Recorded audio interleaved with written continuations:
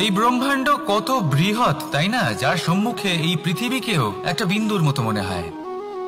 আর এই পৃথিবীতে আমরা কে হই, আমাদের আকার কিরকম, আমাদের অস্তিত্বই বা কি? যখন আমরা এভাবে ভাবি তখন মনে হয় আমরা কিছুই নই। তা আমরা যখন কিছুই নই তাহলে আমরা এত চিন্তা করি কেন? কি ভেবে ভয় পাই? কাকেই বা এত ভয় পাই?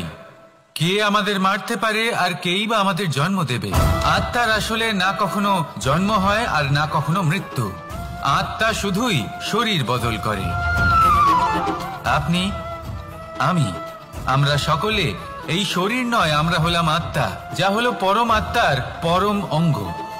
সেই জন্য মনে রাখবেন, বাইরের কোথাও দেখবেন না, নিজের অন্তরের গভীরে গিয়ে দেখুন, আত্মাকে উপলব্ধি করতে শিখুন। ক্লেশ, ভয়, চিন্তা, এই সব কিছুর থেকে নিজেকে দূরে রাখুন, তাহলেই উপলব্ধি করতে পারবেন পরমাত্মাকে।